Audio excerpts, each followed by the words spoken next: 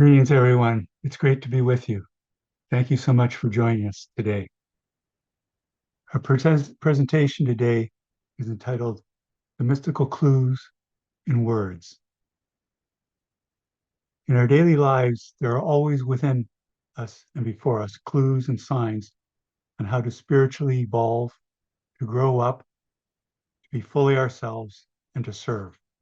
In this regard, there's a special work of art I want to share with you at this time.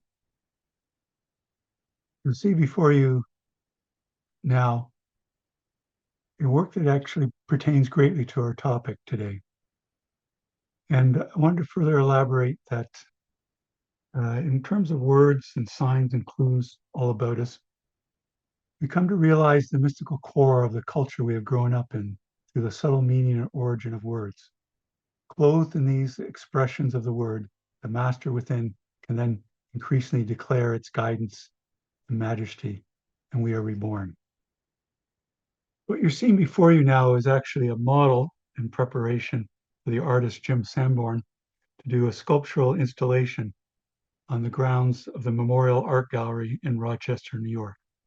The work is entitled Argentum and subtitled Double Positive.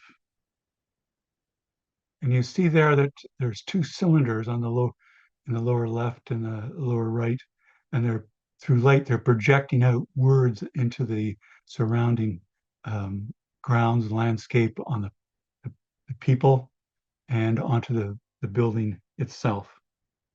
If we go in a little closer and see the manifested work that dates from 2017, it's quite a dramatic display of the projection of words. You'll see before us a bronze cylinder, and then in the background, there's a second bronze cylinder as well, mounted upright on a plinth or base. And the patina of the bronze cylinder suggests that they were as if the artist was a archaeologist discovering them and bringing these to light again. Now, when an artist is inspired in their work, there may be many things that they don't fully realize that they're applying and doing, and all the laws and principles that may be involved, or they may. And when we see a particular work of art, our interpretation may be different from others, maybe something that the artist intended or not. But we can always, as Rosicrucian students, use whatever's around us and about us to clothe impressions of a deeper psychic and mystical nature, some that may have come through our meditation even earlier that day. In this manner, it's befitting that one thinks of the concept and statement, the word went forth. In fact, there's an Amorc, a Rosicrucian Order Amorc book by that very title that I'll give you resources on.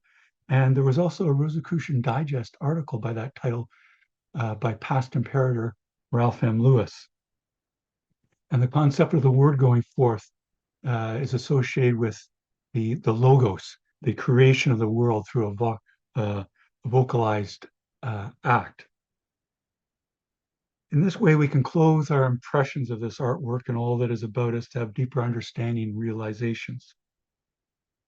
We see here a projection of light. Let's go in even closer. But we're working with light and darkness. And you can see the grass and the pavement and the huge words on the buildings. And as you get in closer and closer to on the ground, the words become smaller.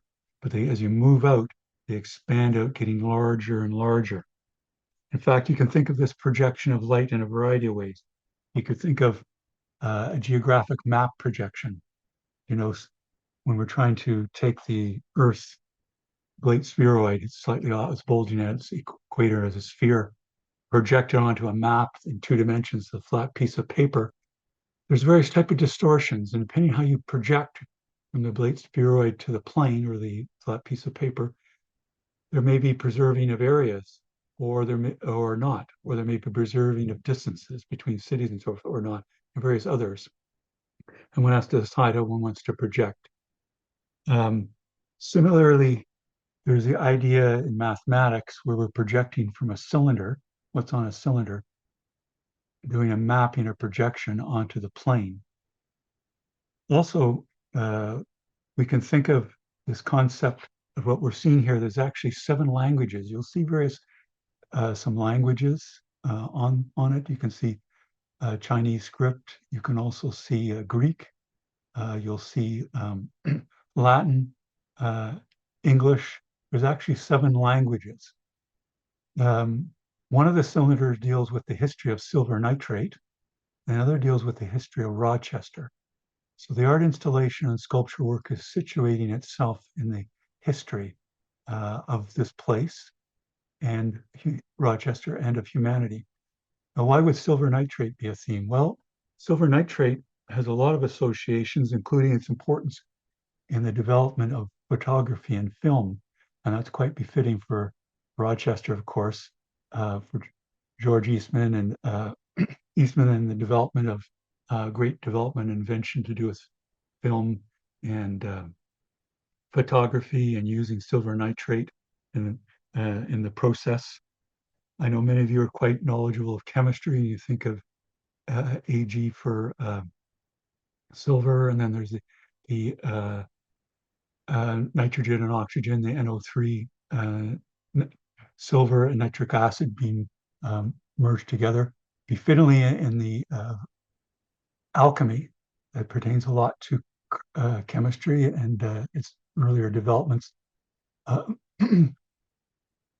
Silver nitrate was known as Diana's tree or the philosopher's tree because silver nitrate can actually form like a tree-like structure when it interacts with other materials. And befittingly, the philosopher's tree was a precursor to the philosopher's stone, which we know is the full development, full maturation of the human being. Rosicrucians would call the rose croix state. And now, as I mentioned, the title is argentum. Of course, that's the Latin for silver. Let's move in a little more closer and even get more of a perspective on this, because this is going to help us in our meditation period. You can see how the lettering has been cut into the metal.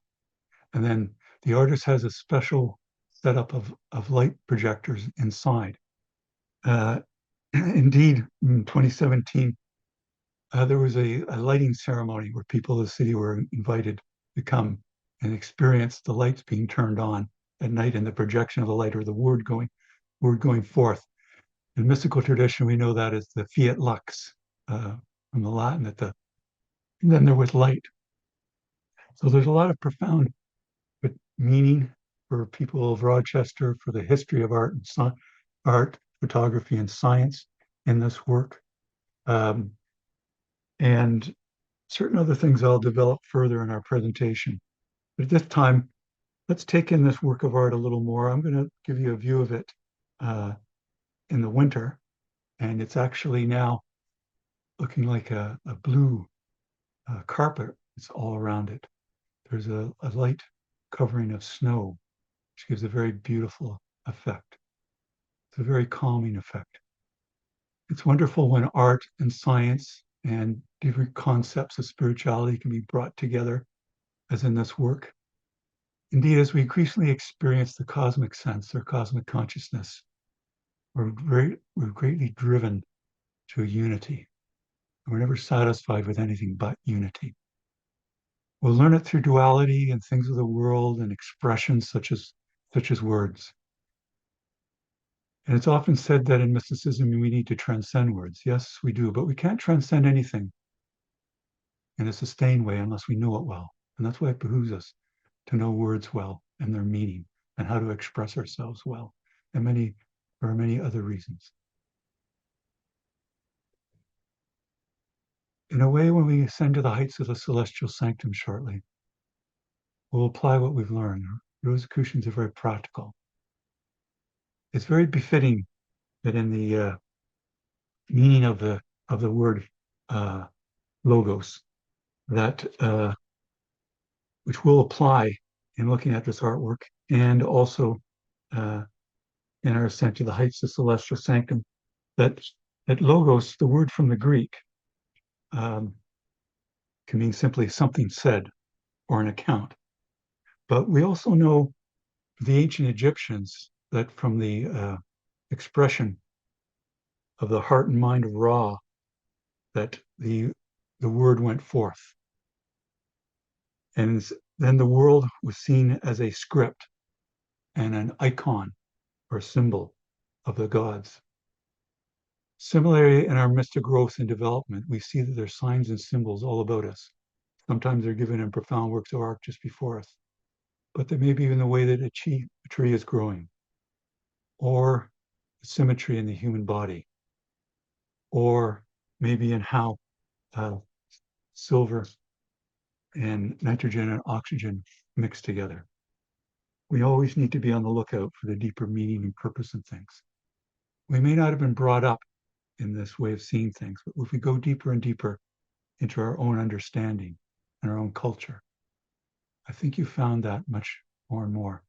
And it's quite beautiful, the weekly lessons of the Rosicrucians, the monographs. They're written in that way, in that unified way of art, science, and spirituality, philosophy, being one together. It's a deeply meaningful way to see and understand life, deeply satisfying. Let's have a further experience of that, inspired by the work of Jim Sanborn before us. I invite you now to turn inward for our period of meditation. And let's have an experience of the word going forth, where we can see ourselves, the holy temple of our body, our thoughts, our impressions, as all manifestations of the word going forth. As spoken, for example, in the Gospel of John, in the beginning was the Word, and the Word was with God, and the Word was God. Identification of the divine Word. Let us experience that now. To prepare ourselves to ascend to the heights of celestial sanctum, I invite you to concentrate on your breath as an act of purification. In other words, an application, the law of purification.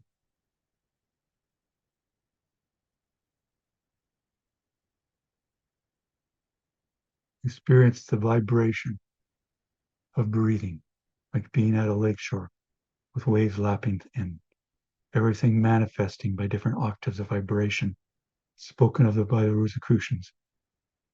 It's the cosmic keyboard, spoken by earlier philosophers and mystics as the harmony of the spheres, or the music of the spheres.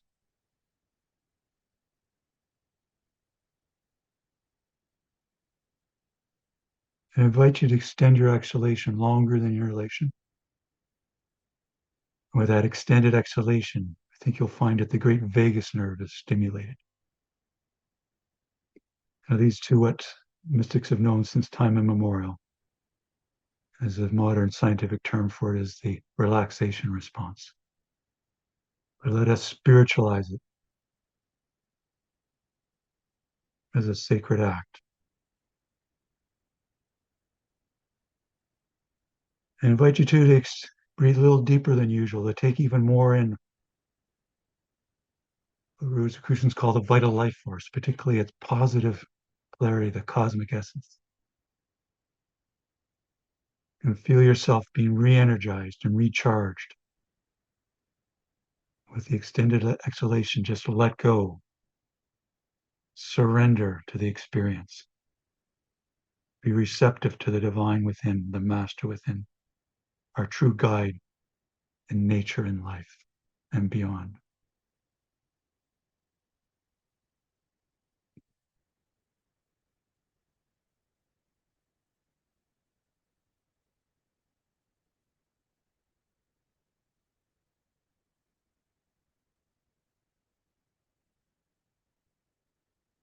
If you find your mind wandering, lovingly and gently bring it back to the discipline of the breath. No need for any self-negativity in this or anything else in our life. It's all part of the process. In this case of strengthening our attentional control. So we can stay on task, no matter, even when we're meditating, but also in the wake of this meditation as we fulfill our duties in life. Embrace the lessons of life. Because when we're calm, we can see things clearly. The divine within, our true guide in life, is all the more with us. It's always there, but it's a matter of their outer nature, recognizing it. And in calmness, we're much more able to do that. And when we're calm, we're much more able to be ourselves and let go of who we're not. It takes a great deal of energy to be who we're not.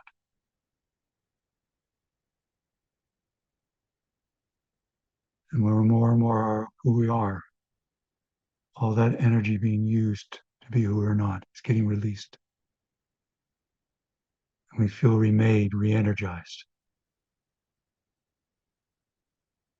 As simple as this act of concentrating on the breath is, it's a very profound one, never to be underestimated. Indeed, an important part of the mastery of life, living in harmony, the holy temple of our body, and all its dynamic and harmonious actions, with ourselves and our hearts and our minds, and with all our relations with others, all creatures in our environment, the entirety of the universe.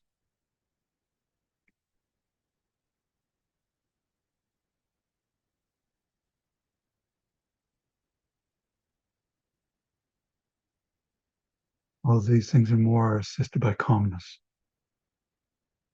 And calmness is crucial for healing. It hastens the healing process and makes it possible.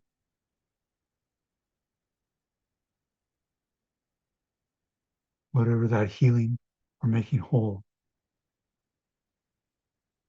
means it is for us. And when we're calm and feeling more fully ourselves, our very presence will assist others to experience that.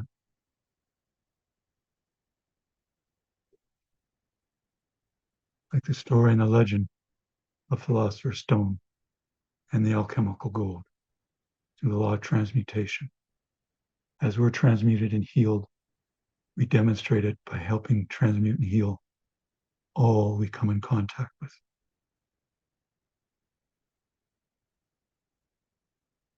Just like the word going forth.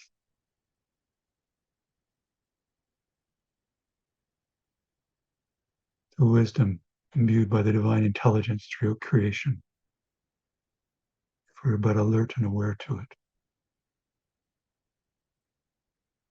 And this deep calming of meditation, applying the law of silence, will make us attentive to this and many more astonishing things as we let go and surrender.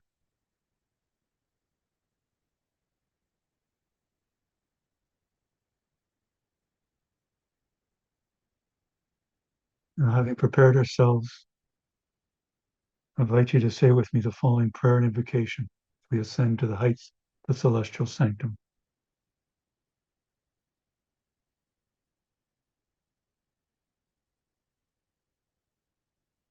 May the divine essence of the cosmic infuse my being and cleanse me of all impurities of mind and body, that I may enter the celestial sanctum and attune in pureness and in worthiness. So mote it be. Now let's use now our psychic capacity, our imaginative faculties, and our overall spiritual nature to sense ourselves, picture ourselves rising up from wherever we're situated, home or office or elsewhere, rising up our surroundings, a work of architecture where we've been situated, rising up over our neighborhood, the streets, the people,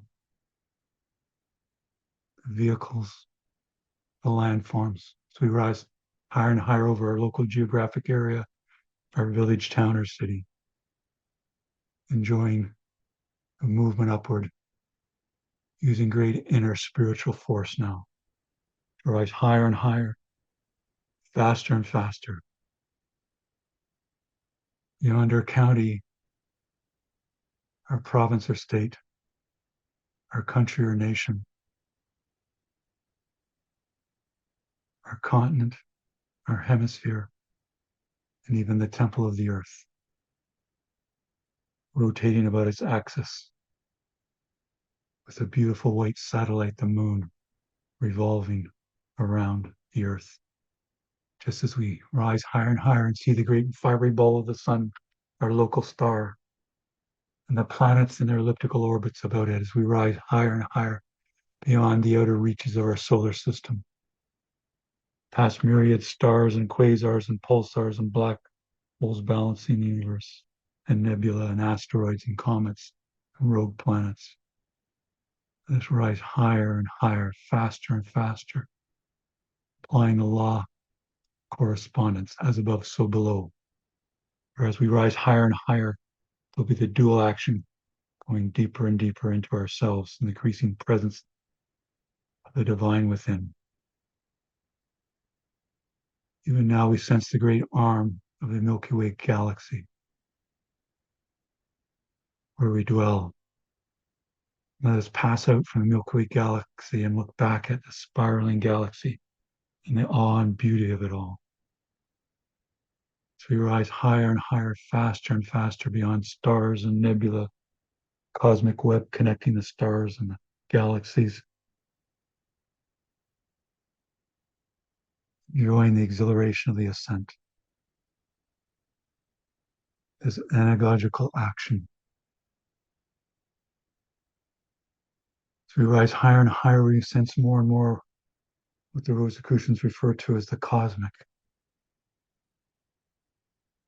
That is the universal intelligence back of the universe and all the natural and spiritual laws in operation in it. As we enjoy the harmony of the spheres, the great music or harmonious vibrations throughout creation within us and throughout creation. As we will go higher and higher, faster and faster, I think you'll start to sense that the entire universe is revolving about a great cosmic axis spoken of since ancient times by philosophers and mystics. We sense this stupendous harmony and order of the universe known as the cosmos. As we go higher, faster and faster beyond myriad stars and nebula galaxies, we sense the presence of the great cosmic axis about which all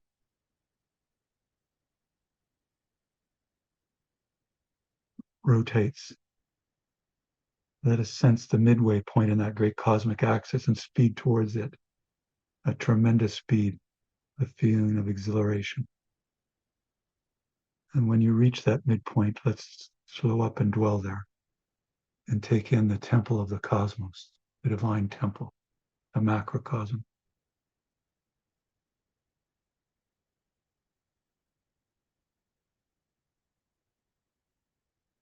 And with this great experience of awe that further draws forth the divine within, I invite you now to follow the instructions of the booklet, Liber 7, 7, 7, which I'll give you resources on after our presentation. But I'll guide you in it now, as well as following your own knowledge of this matter.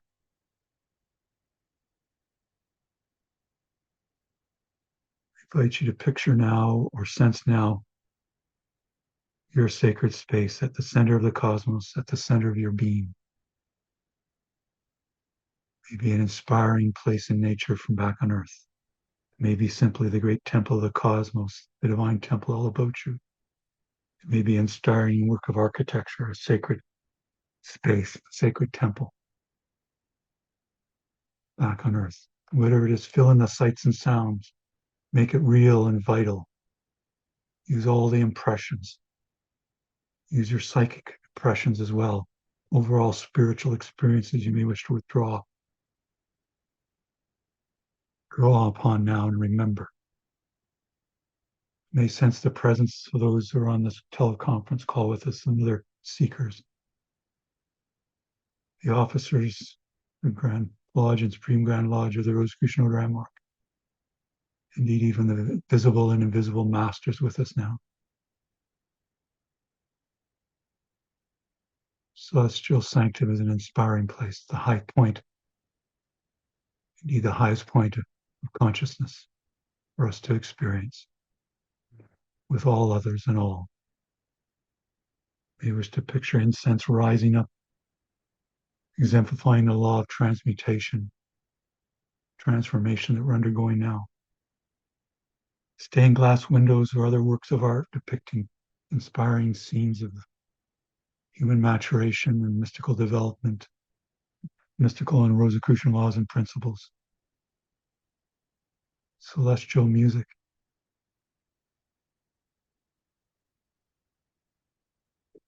Soon we'll release this mental creation or visualization. Build it up, make it a reality for the human being as a co-creator with the divine. We'll apply that as the word went forth. I invite you now to release your visualization and let go and surrender and experience its manifestation now.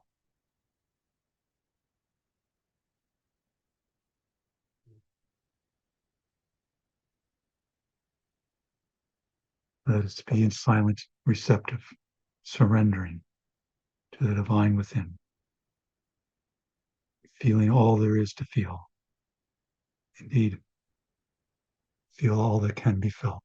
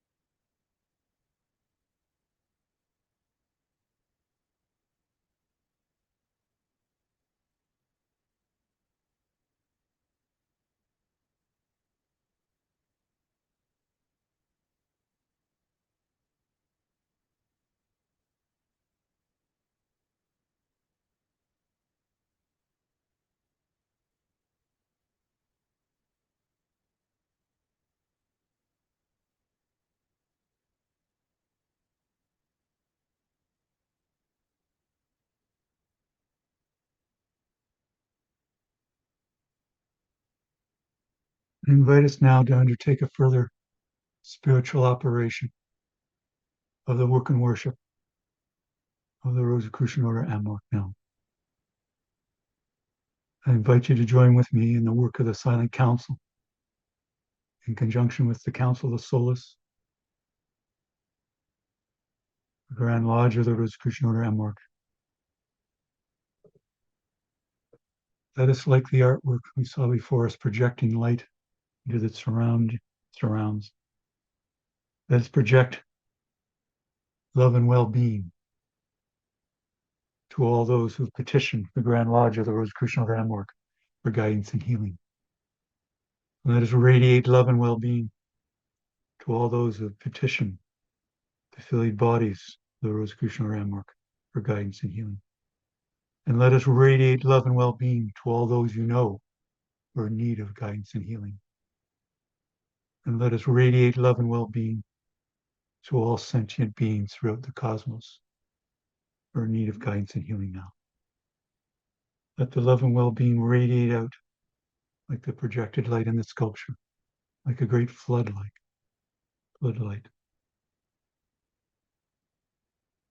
Moving out at tremendous speed, like we rose up to the heights of celestial sanctum at a tremendous speed, using great inner spiritual force and enjoying the exhilaration, feeling this operation as a birthright.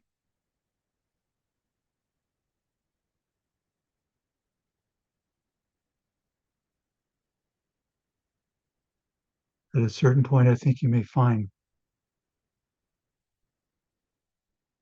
that the radiations of love and well-being will speed up from your heart, your mind, and your whole being, and you'll know you're reaching those in need. And at a certain point, too, you'll no longer need to make any conscious effort to make the radiations of love and well-being. And let's let them flow, let them continue, and let us dwell again in silence with the love of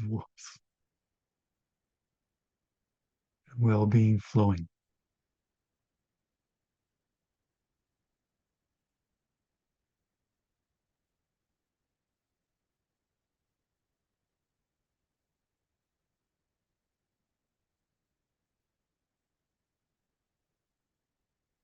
In this manner, let us fill the universe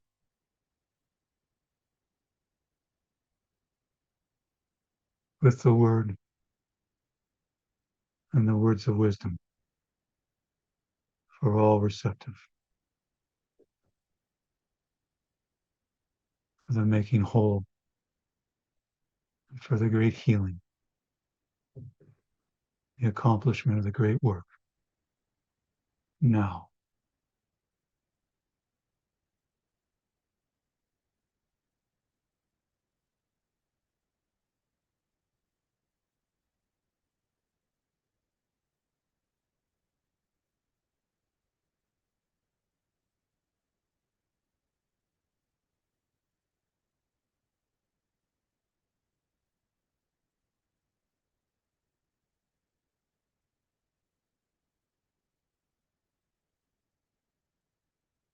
soon we'll formally conclude our period of the work of the Silent Council in conjunction with the Council of Solace.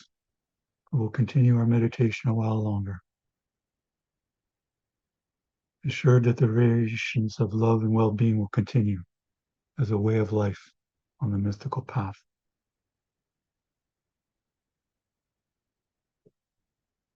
And a sign of fulfilling our mission in life.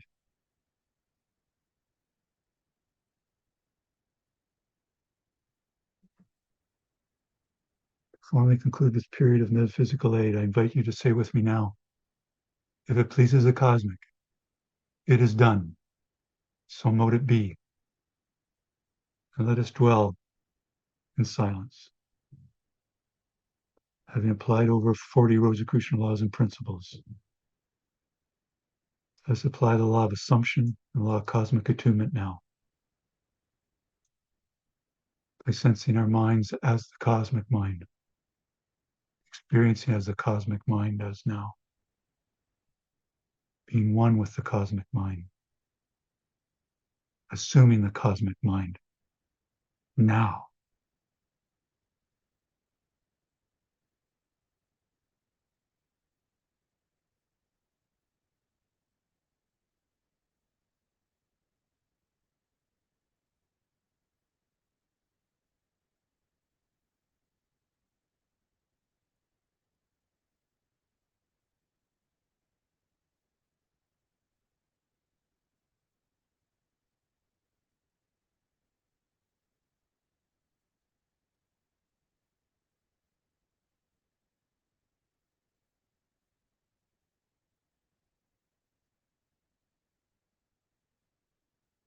So soon we'll begin our descent from the heights of celestial sanctum.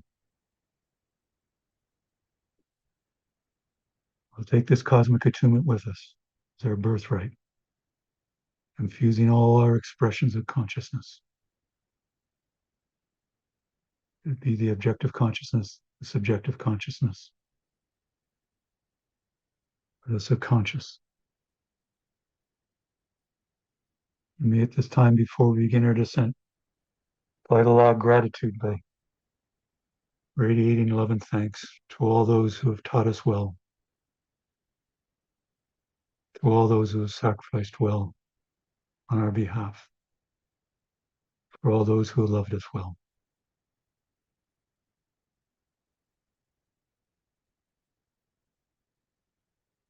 I'm grateful for this opportunity to be of service through the law of service and the work of the Silent Council in conjunction with the Council of Solace.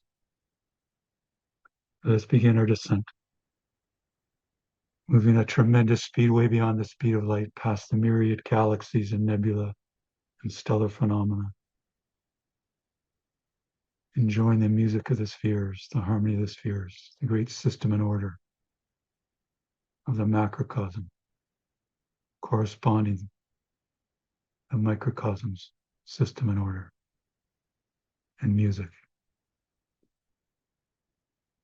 We see the various galaxies and their shapes, and as we see in the distance, the great spiraling arms of our local home, the Milky Way galaxy, as we plunge into the great arm where we dwell, past myriad stars, quasars and pulsars, and asteroids and rogue planets and comets, and the wonder and glory of it all these expressions of the word having gone forth and continually going forth. We see the great elliptical orbits of the planets of our local solar system.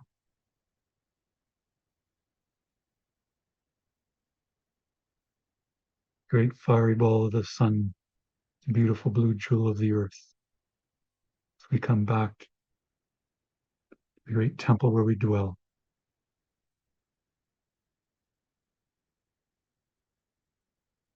Turn to the hemisphere, our continent, our country, our nation, our province or state, our county,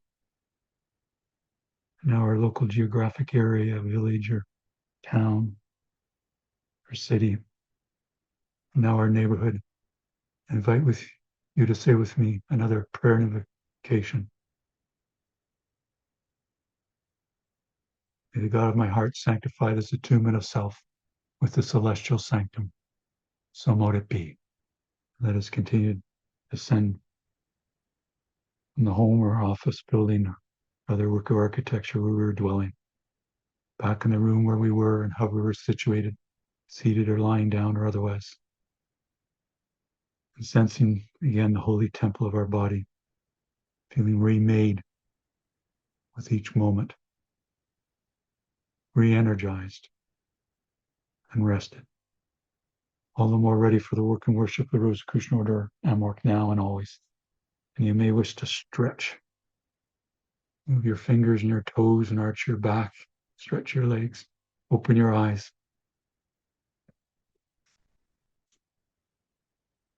Now,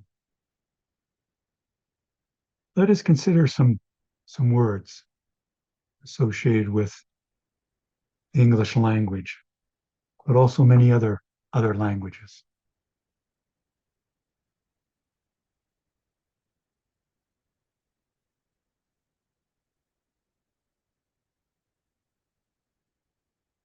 You know, we can think of our names, for example, your personal name, your surname, and so forth.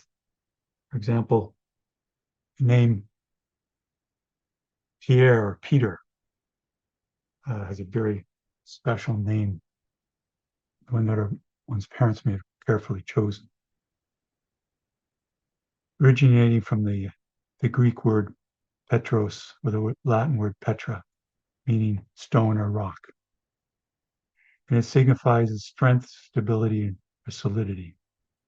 It was also said that in the spiritual tradition, for example, associated with the Master Yeshua in the Christian mystical tradition, that the apostle Peter would be the rock upon which the church was built. But the church also as a body of humanity. Indeed, the Rosicrucians refer to as the one soul. Also, I think of the name, for example, of Hugo or Hugh. It's from the German and the English and the Irish origin. It means mind or intellect, thought or spirit. So whatever name we have, we can think of the meaning and are exemplifying it and why it may have been chosen to be our name. You know, in a similar way, think of the words that were used and projected in that artwork that we were considering earlier and others. I think of, for example, the word edification. And it's often associated with the word edifice, like a building. And indeed, in spiritual traditions, edification meant the building up, the maturing, the growing of oneself. That one is a temple, the holy temple, uh, that as one grew and learned, for example, as craftspersons built a cathedral or a temple, that outer action of building was then allowed them the clothed impressions of how they were building up in their own spiritual nature within them. And that we see then in the word edification, edify, having etymological or origin roots in the Latin to mean edificare, to mean to construct, build or erect, but also fascio to mean to make. And it's quite inspiring to see these various meanings and words, because they give us a deeper sense of spiritual guidance.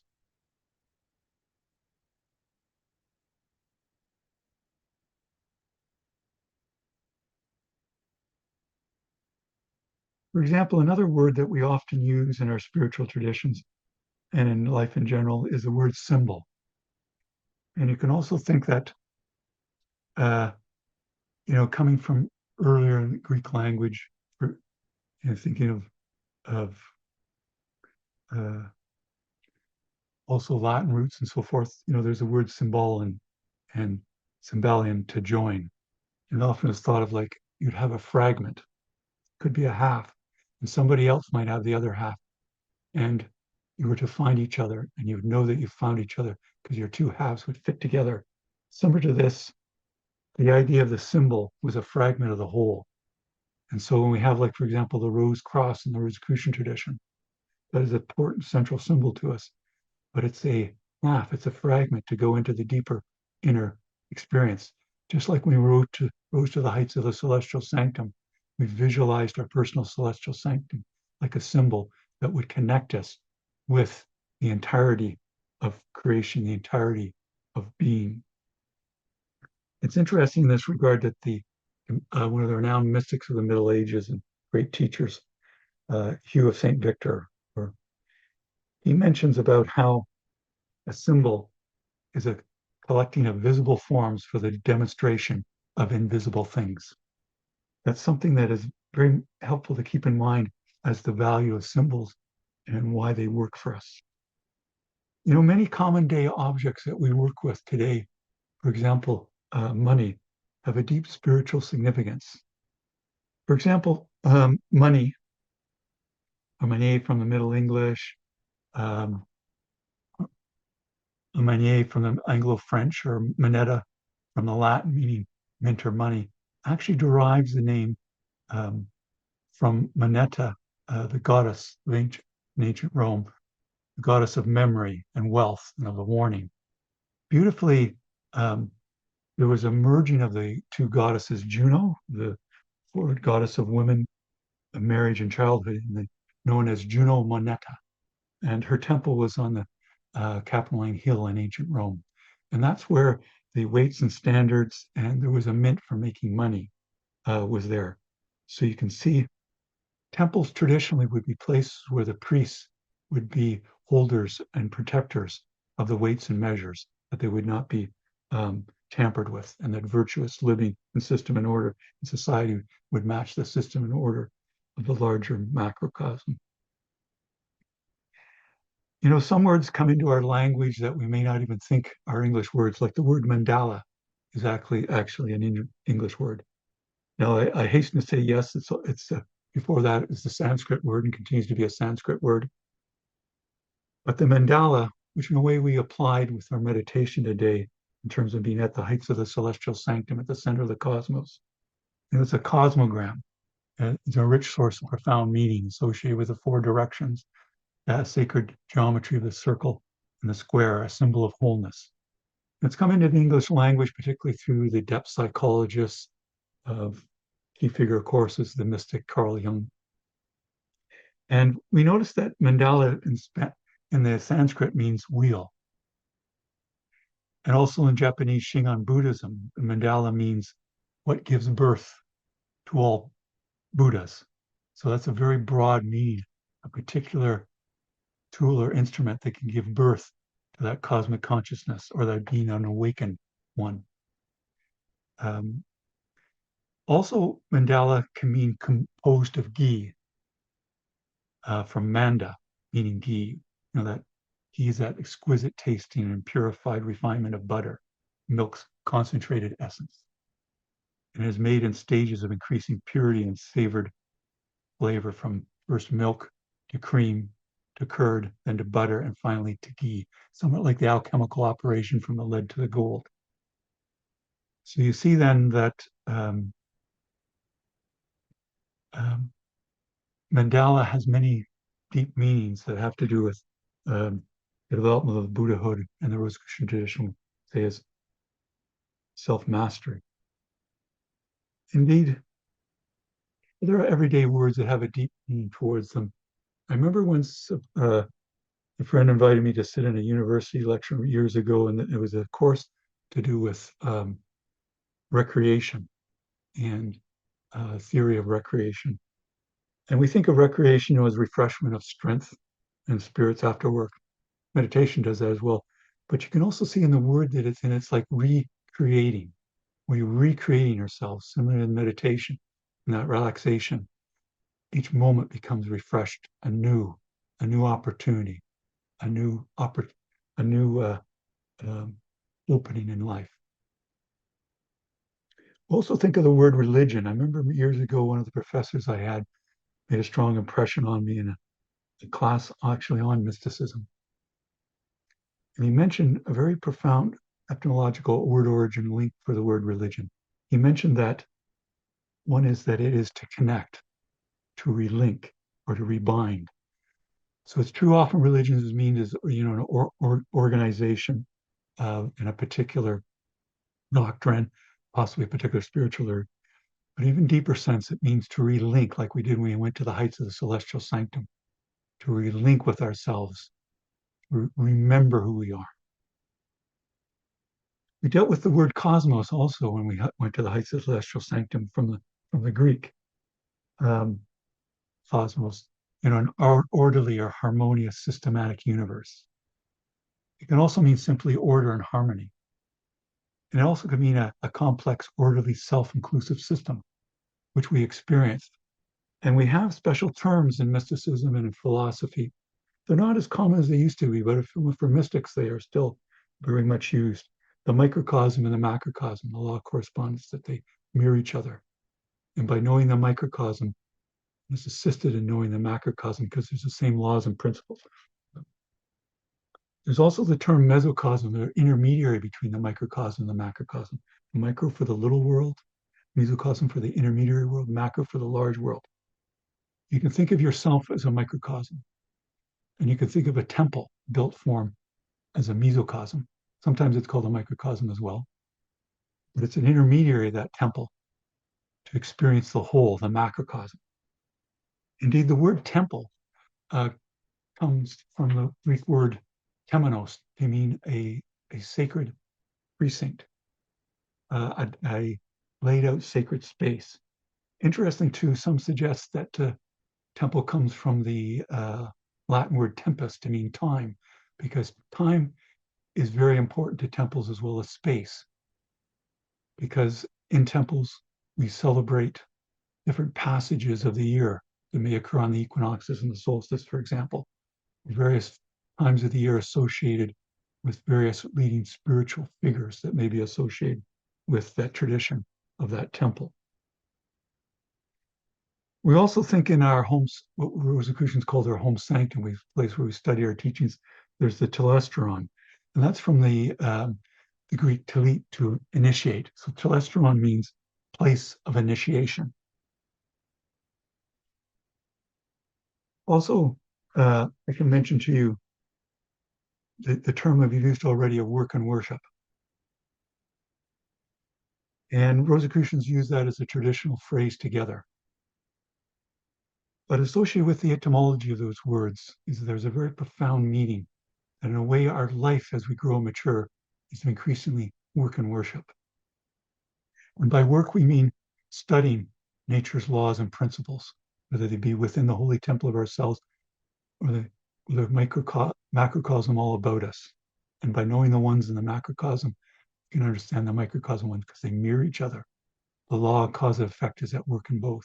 The law of attraction is at work in both, for example. And part of this involves a sacrifice. Sacrifice means of time and our effort.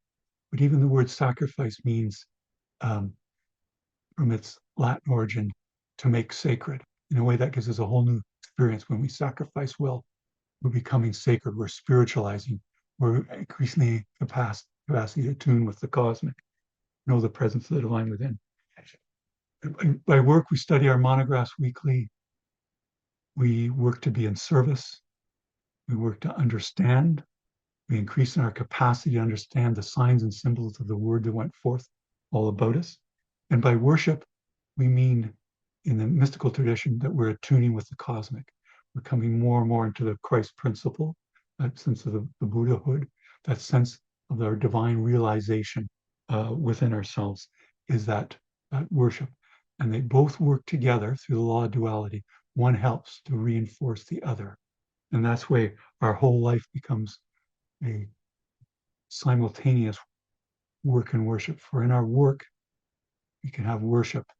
And in our worship, it can be a degree of work and expression. Because we're, as co-creators of the divine, co-agents of the cosmic, we find our deepest meaning in life, find our greatest capacity to heal ourselves and others, and we truly fulfill the deeper meaning of the words that have gone forth forming creation, just like in the artwork that we saw.